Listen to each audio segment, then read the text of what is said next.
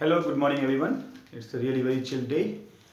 कई सारी डाउट्स मेरे पास आई, जिसमें से एक बड़ा ही यूनिक डाउट है, जिसमें लगभग बहुत सारे बच्चों को कई सारे डाउट्स हैं कि सर पीरियोडिसिटी की जब बात होती है, जब क्वेश्चंस आती हैं हम लोगों के बोर्ड एग्जाम्स में या स्कूल एग्जाम्स में, तो it is very difficult to solve the questions.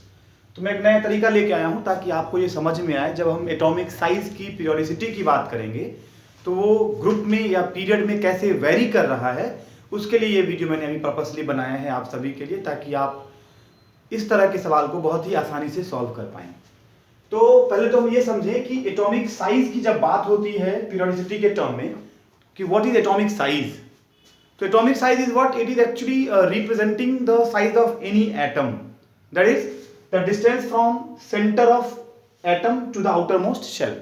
किसी भी एलिमेंट का एटॉमिक साइज या एटॉमिक रेडियस रिप्रेजेंट किया जाता है उस एलिमेंट या उस एटम के सेंटर से आउटर मोस्ट शेल के लिए। मैंने यहाँ 4 एलिमेंट्स जो एक ही ग्रुप के हैं, अगर आपको ध्यान में हो तो it belongs to the alkali group, alkali group element, जिसकी वैलेंसी +1 होती है, and they all forms monovalent cation, +1 charge है। यहाँ मैंने मेंशन किया है hydrogen, lithium, sodium and potassium को, जिसे मैंने यहाँ दिखाया है नंबर ऑफ शेल्स को रिप्रेजेंट करके, ताकि आपको आसानी से समझ में आ जाए।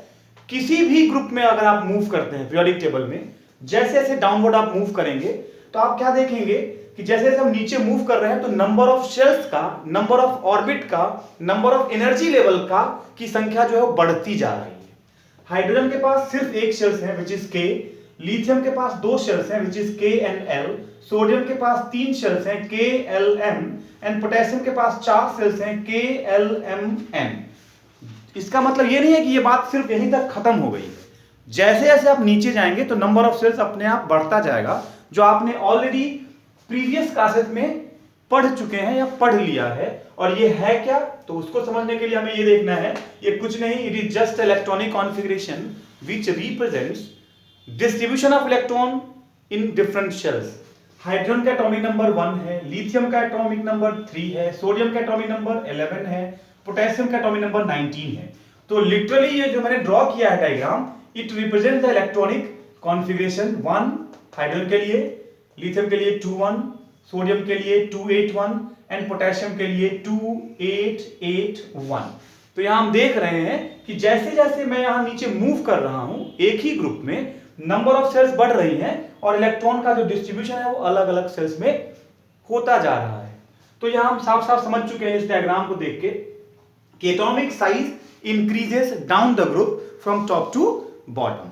अब अगर हम पीरियड की बात करें कि what happens to the atomic size और एटॉमिक रेडियस इन पीरियड, या दूसरे शब्दों में यह भी कहा जाता है, बोर्ड में जो पूछे जाते हैं या टीचर्स आपको पूछते हैं आपके स्कूल एग्जाम्स में, कि what will be the periodicity of atomic radius या एटॉमिक साइज इन ग्रुप और पीरियड। तो नॉर्मल जो हम लोगों ने एक बार डिस्कस भी किया है कि व्हाट इज पीरियोडिसिटी, तो मैं फिर से इसको एक्सप्लेन कर दूं। Periodicity is what it represent the trend of something, gradual change in anything which is the physical और chemical behaviour of the element. यहां चूंकि एटॉमिक साइज की बात करते हैं तो periodicity of atomic size में if we discuss the group, it means the periodicity of atomic size increases down the group from top to bottom due to the increase in number of cells। लेकिन जब हम एक ही period में अगर हम बात करेंगे तो we have certain elements, boron, then carbon, then nitrogen, then oxygen, then fluorine। एक ही पीरियड का एलिमेंट है, अगर आपको ये ध्यान में हो तो एक ही पीरियड का मतलब हो गया they all have same number of shells, लेकिन आउटर मोस्ट शेल के सिर्फ इलेक्ट्रॉन्स क्या हो जाएंगे, बढ़ रहे हैं। अगर हमने बोरॉन का इलेक्ट्रॉनिक कॉन्फ़िगरेशन लिखा तो we have 2 3, for carbon it is 2 4, for nitrogen it is 2 5, for oxygen it is 2 6 and for fluorine it is 2 7। तो यहां हम एक चीज कॉमन देख रहे हैं, इन सबके आउटर मोस्ट शेल में एक एक इलेक्ट्रॉन्स बढ़ रहे हैं, जबकि फर्स्ट सेल्स में सबके फिक्स नंबर ऑफ इलेक्ट्रॉन्स हैं। जैसे ही हम यहां बात करेंगे एटॉमिक रेडियस की तो एक वर्ड आ जाता है इफेक्टिव न्यूक्लियर चार्ज। ये वैसे ये वर्ड आप 10th लेवल में नहीं पढ़ेंगे, ये आप 11th या 12th लेवल में पढ़ते हैं, लेकिन अगर हम 10th लेवल की बात करें जो आपकी बुक में एनसीईआरटी में दिया हुआ है, वो वर्ड यूज किया गया है न्यूक्लियर चार्ज। तो nuclear charge is basically charge that pull the outermost electron toward the centre, जिसके कारण एटॉमिक साइज घटता जाता है।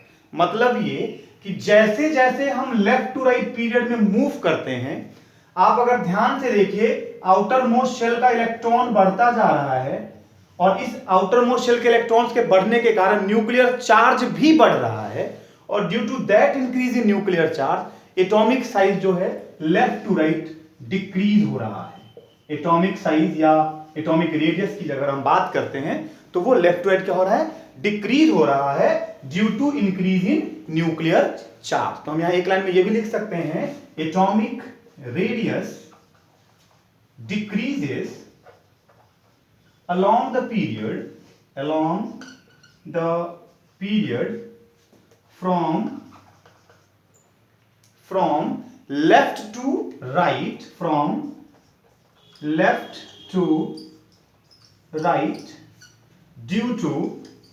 due to increase in nuclear charge in period.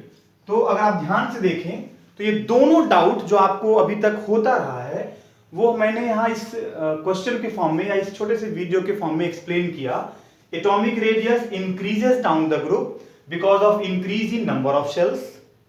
Atomic size decreases along the period due to increase in effective nuclear charge, जिसको हम higher classes में ENC के नाम से भी जानते हैं, और क्लास 10th में हम इसको न्यूक्लियर चार्ज के नाम से भी जानते हैं। तो this is all about the periodicity of atomic radius. I hope कि ये चीज आपको समझ में आ गई होगी, और उम्मीद करते हैं कि अब कोई डाउट नहीं होगा। अगर अभी भी कोई डाउट रह जाए तो आप कमेंट बॉक्स में, कमेंट सेक्शन में you can put your doubt so that I could able to again explain the rest of the doubt, और उसको मैं क्लियर आउट करूंगा, सही करूंगा। मेरे चैनल को सब्सक्राइब करना बिल्कुल ना भूलें, और उम्मीद करते हैं कि आपकी सारी डाउट्स ग्रेजुअली मैं 1 by 1 डे बाई डे करके खत्म करता रहूंगा।